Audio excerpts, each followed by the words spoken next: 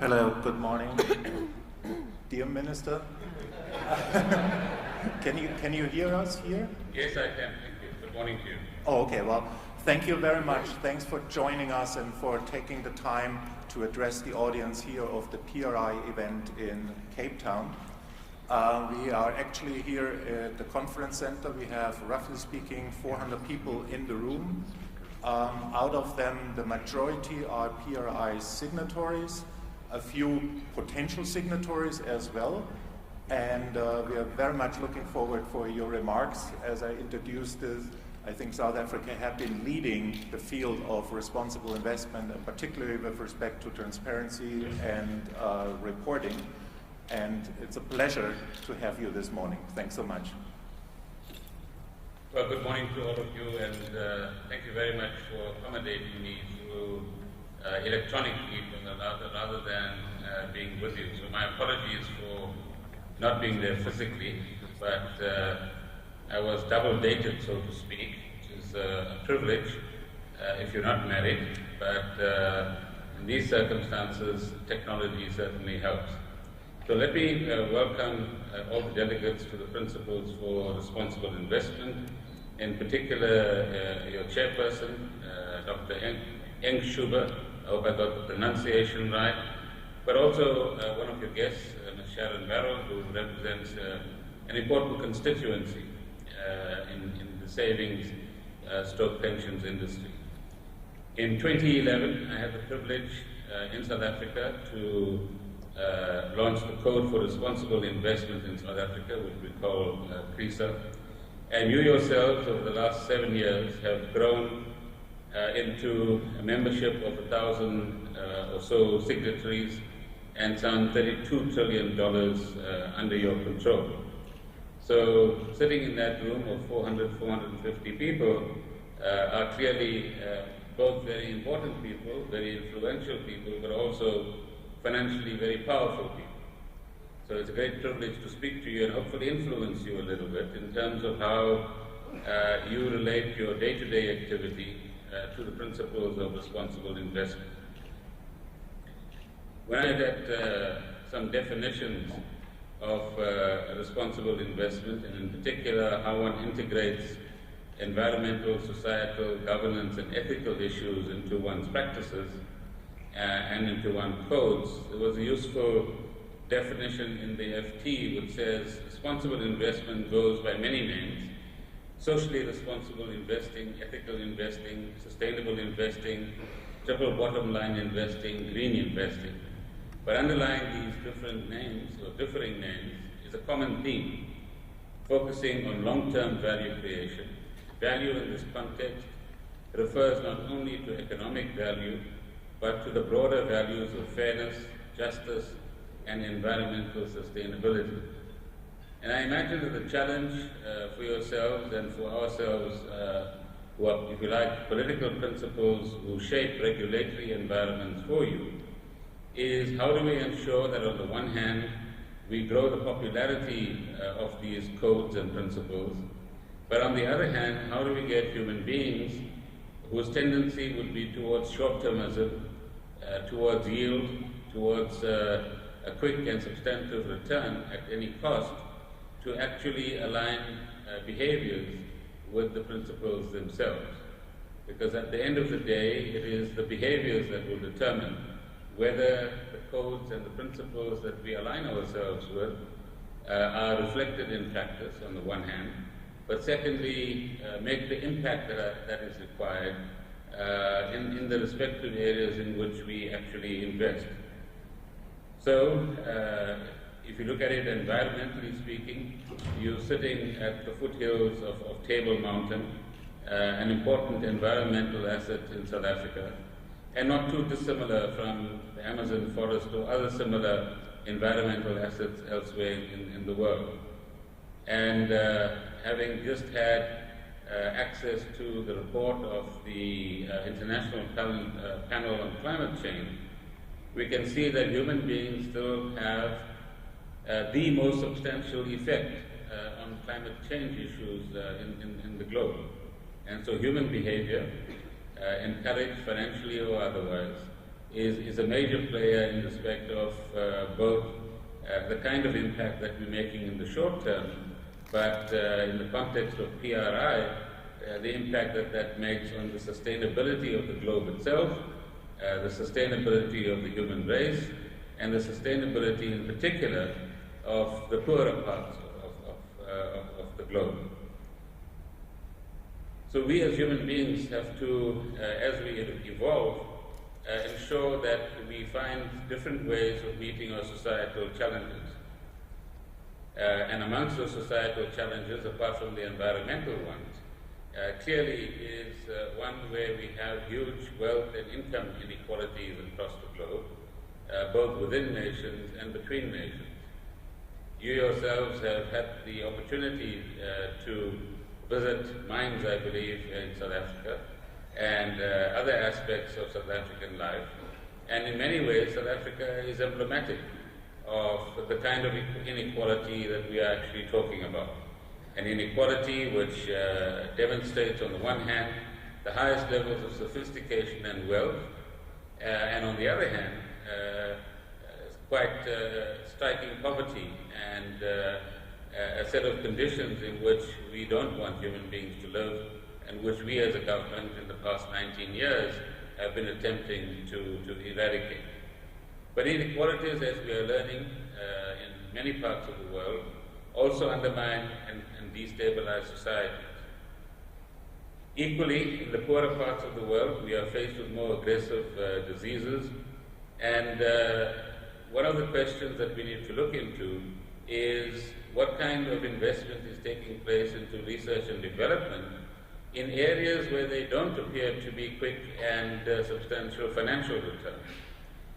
And how are poorer people going to have access to the outputs of research and development, particularly in medical and biomedical sciences, which would in fact relieve the disease burden on them in the equatorial parts of the world, for example. Infrastructure, we realize, both in developed countries and in developing countries, is another aspect which requires our attention. In many parts of the world, there is an infrastructure deficit. Whether one is talking about the United States or different parts of Europe or indeed the African continent, which faces a substantial infrastructure deficit. But infrastructure is not just about the big economic issues, it's also about giving rural communities access. It's about giving them opportunities to reach markets with products that they might have. It's about, in many instances, children having opportunities to get to school sooner and safer in rural areas or peri-urban areas in our respective societies. And so investment in infrastructure, which requires a long-term view to be taken rather than a short-term view, is an area I hope that you will discuss and becomes incorporated as one of the outputs of the PRI in-person process. And we, in particular in Africa, require long-term investments from people like yourselves, and investments which demonstrate confidence in the African continent, which demonstrate a long-term interest in the African continent, and above all, the development of innovative financial products which are appropriate to both initiating infrastructure projects and sustaining them over a long period of time. The question of externalities, in particular negative externalities, is also one which on the environmental front, but more recently on the economic front, is something that has come to our attention. We've just discussed the issue of climate change on the one hand, but on the other hand, more recently and particularly since May, major emerging market countries have been the subject, if you like, of the effects of announcements on quantitative easing and its tapering. And so one of the lessons of this period, whether it is environmental pollution or economic spillovers as a result of the actions or lack of actions of the powerful in the world, is the realization that we are indeed living in a very interconnected and very interdependent world. And we've got to do a lot more to ensure that initiatives like the PRI and meetings like the ones that you are having in Cape Town enable us to get, if you like, a better appreciation of the levels of interconnectedness among societies in the globe and economies in the globe, and how we, through a harder endeavor than we've been able to command at this point in time, are able to create new covenants or new structures of cooperation or indeed global governance, which will enable us to manage these spillover effects that emerge from different sources. Equally important, because many of the constituents of contributors, rather many of your constituents are contributors to pension funds, and many of them are in fact working people throughout the world, in particular in developed societies, I imagine, but even in societies like our own. So, PRI has an important role to play, and your movement has an important role to play in relation to ensuring that unfair business and labor practices are increasingly done away with. It has become, the world has become intolerant of unfair discrimination at workplaces, particularly based on gender, race, and religious orientation. And one of the remaining but important global challenges that we have to tackle is the lingering inequality between men and women in the workplace and indeed in other aspects of society, including politics. Should we not, ladies and gentlemen, pay more attention to how societies, institutions, and companies assist with providing meaningful support to our daughters, sisters, and nieces? Perhaps we could even avoid the next financial crisis if we had more women in charge of our financial institutions. I'm not sure how many women you have in your audience, ladies and gentlemen, but don't be envious of the women that are sitting amongst you. Those of us who are lucky to have regular jobs have to spend most of our time at the workplace producing goods and services for consumption by ourselves and others. It is our income which supports these companies, and the income from them which in turn enables us to have decent lives. As customers, we should be treated as kings and queens, if you like. As members of the public, we should require our companies and governments to live up to the highest ethical values, conduct, and standards. Another area of concern is the mismanagement of companies, which are a critical part of societies and economies that we live in. And this mismanagement has had, in various instances, devastating effects, particularly on workers of those companies, and sometimes on economies as well. We lose our jobs when such companies collapse because of unscrupulous, reckless, and greedy managers. We destroy our environment because of managers who blindly and aggressively, and indeed excessively, chase short-term profits, disregarding the negative impact of their decisions and actions on other people. We must stop seeing the world as only being about ourselves, but increasingly, at the heart of PRI, is about seeing ourselves as part of a whole, and how that interaction between ourselves and the whole takes place each time we take a particular set of actions or decisions. It's also worth repeating that it is institutional investors like yourselves who actually wield the power to shape and influence our societies and environment by influencing the conduct of companies you invest in. And this brings me back to the theme of how do we connect principles and codes to actual behaviors and decision-making in day-to-day situations. Institutional investors today are probably the majority owners of all listed companies in the world.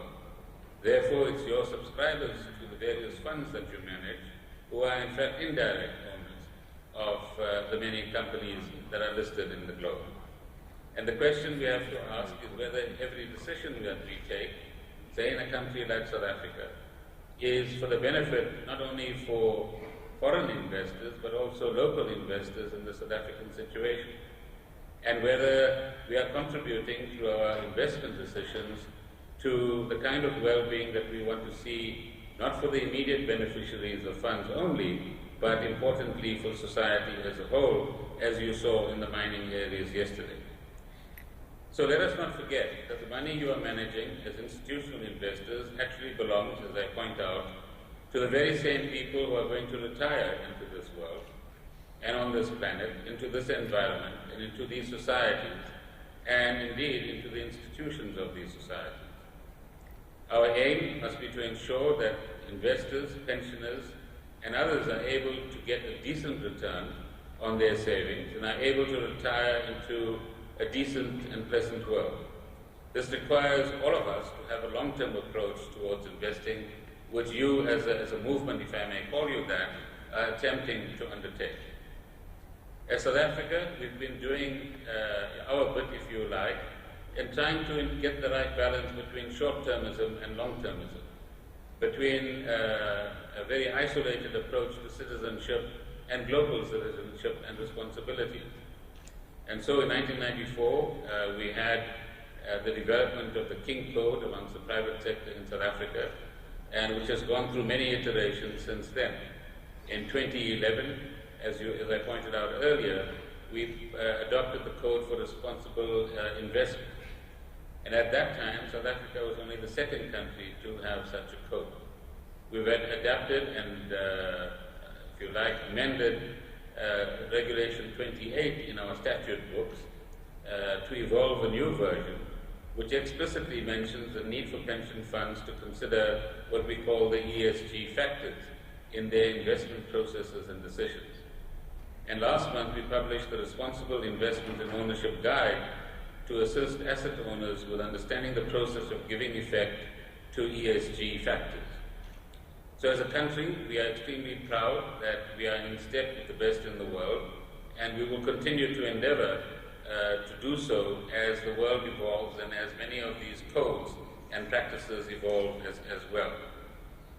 In conclusion, it might be well worth reminding ourselves of a few words written by John Kenneth Galbraith, the famous economist that all of us are familiar with, when he reminds us, and I quote, "Capitalism in its original form was an insufferably cruel thing. Only with trade unions, the protection of workers and workers' rights, pensions for the old, compensation for the unemployed, public health care, low-cost housing, a safety net, however imperfect, for the unfortunate and the deprived, and public action to mitigate capitalism's commitment to boom and slump, did the market system become socially and politically acceptable.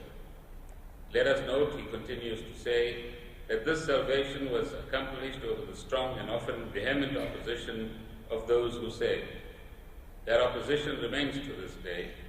The individuals and economic institutions most in the depth of both economic advance and social tranquility are those with the money and the voice just mentioned, most oppose, seek most strongly to reverse the actions that serve those ends." End of quotation. In the recent G20 meeting, as part of the communique emerging from St. Petersburg at the Leaders' Summit, the following was also referred to, which I believe is an important future element, and I'm sure it's part of your current situation as well, of the PRI. And I quote from the communique, "In a context of severe fiscal consolidation and social hardship, in many countries ensuring that all taxpayers pay their fair share of taxes is more than ever a priority. Profits should be taxed where economic activities deriving the profits are performed and where value is created." End of quote.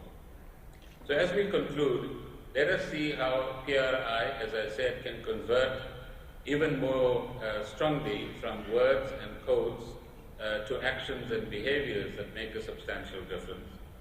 Let us also hope that PRI begins to, if you like, shake up and embolden the social conscience of both the institutions that you represent, but of societies more broadly as well. And let us ask ourselves, in a very difficult world that we live in a very tumultuous world, particularly after midnight last night in the United States, how we create a situation where there is greater social justice, where there is greater fiscal fairness, and where both governments, societies, trade unions, and businesses are able to participate through the PRI and other processes in leading ourselves to a better world for all of us. Once again, my apologies for not being with you in Cape Town, and I trust that you will enjoy your discussion and feel strengthened and revitalized. Thank you very much.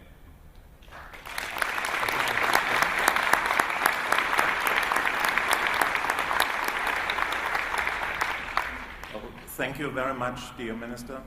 I understand that you would be available for a few minutes to take one or two questions. I'll take two questions. That's necessary. Okay, so I will open up for the podium. I just want to say, when you made the remark between women in the financial industry, in this room we have quite a lot of women. It's very good, but it's not representative of the boardrooms. I totally agree. Now, let me ask you already at the beginning one.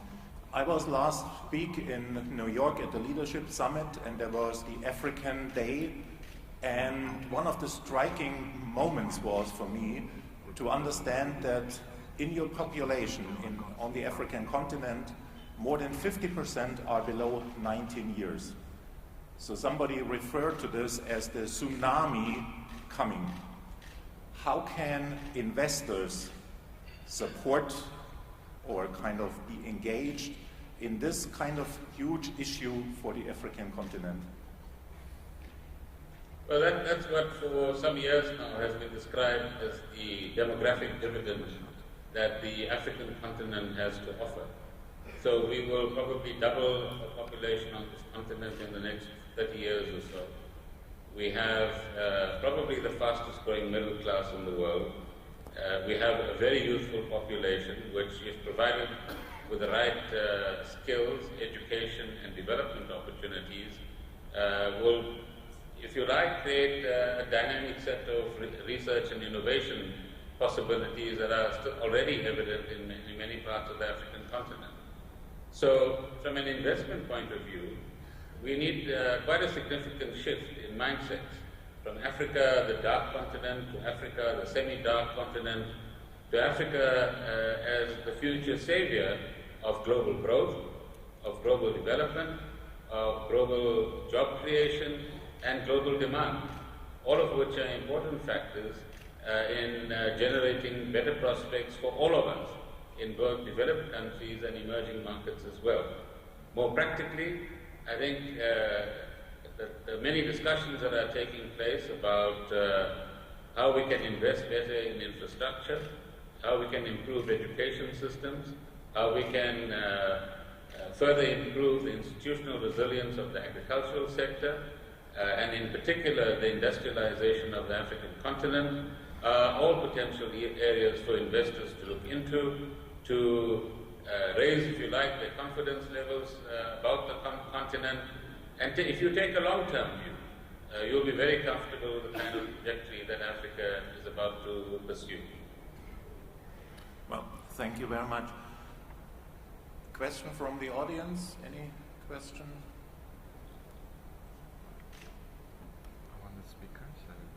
Yes, there is one. I don't know, do we have a microphone which we can pass on? Yes, perfect. Well, if you don't mind me jumping into the gap, I'm a journalist from Business Day, Linda Ensor. Minister, how do you reconcile the demands of responsible investment, both on a government and a corporate level, with the fiscal constraints and the economically straitened times that we're living in? Thank you. This is not a time for journalists, Linda, but you're most welcome. Well, it's my concluding point that we live in a fiscally constrained world, that virtually every government is facing difficulties in terms of finding the fiscal resources to do that which governments need to do.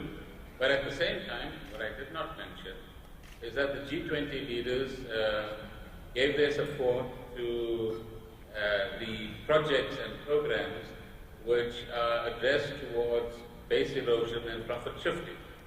So major corporations around the world make all sorts of arrangements to essentially evade tax or minimize tax to the point where they pay very little anywhere in the world. Now, those two are not reconcilable.